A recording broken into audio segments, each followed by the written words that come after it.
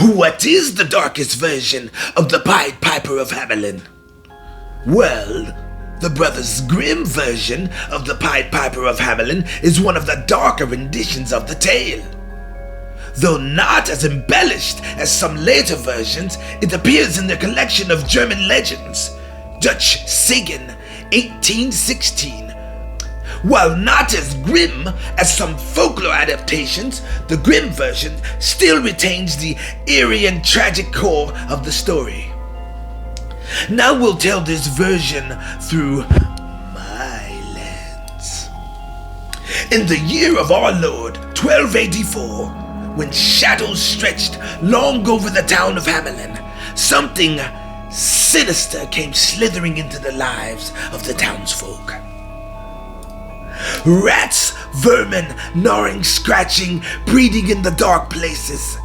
Their tiny claws scraped through the homes, their diseased bodies scurrying across the cobblestone streets, spreading plague and misery. No corner was safe from their filth. The people were desperate, gripped by fear and a growing sense of doom. But then, one day, a stranger arrived.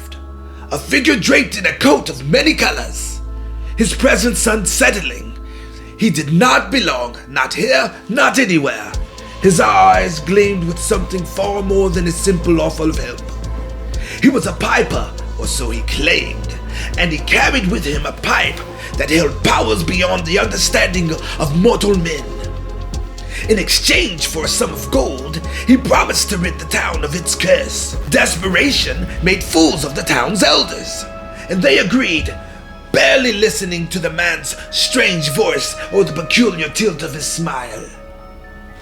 When the piper put his lips to the pipe, a sound like no other filled the air.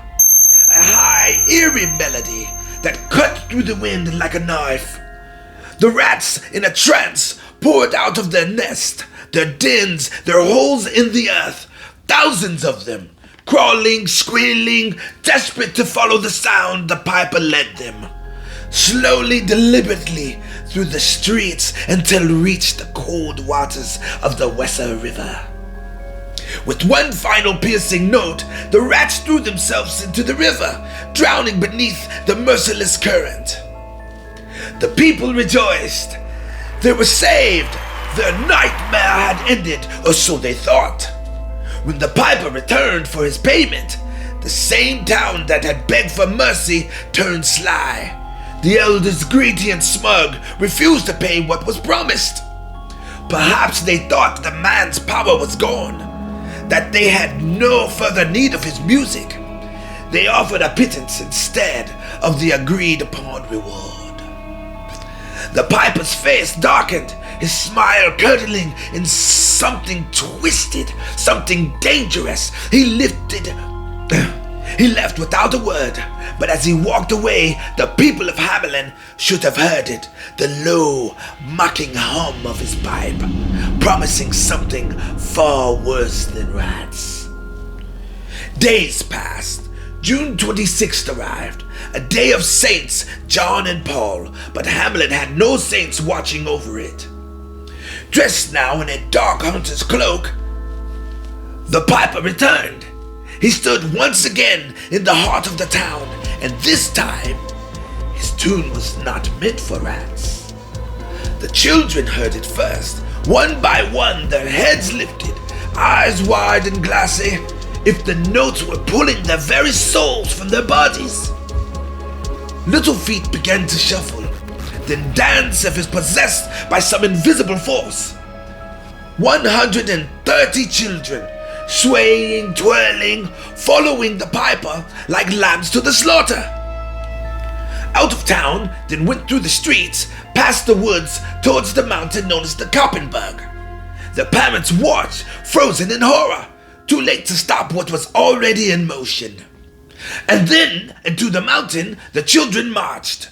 The earth swallowed them whole, the cave closing behind them with a cold finality. Not a scream, not a cry, only silence. Hamelin was left childless. The town elders were left with their gold, but no joy, no future. 2 children remained behind. A lame boy, too slow to follow, a blind girl, unable to see the way. They told the townsfolk of what they have heard, of the sweet, otherworldly music that stole their friends away. But their words did nothing to lift the heavy curse that now hung over Hamelin like a storm cloud, black and endless. There would be no music of Hamelin. After that day, no dancing, no celebration. The street where the children last walked was named Bungelosenstrasse, the street without drums, and to this day not a note of music dares to echo in the cursed town, where the piper played his final terrible song. And so the piper had his payment, a debt paid in blood and innocence. The laughter of children replaced the howling wind and the hollow emptiness of regret. The people of Hamelin learned too late some promises once broken are paid with more than gold. The end. Lovely story, don't you think? I would like to thank you for watching Dark Magic Hour. We have so many more tales to come. Tell me what your favorite part of this story was, and what you would like to hear in the future. Or maybe I will create a tale specifically just for you.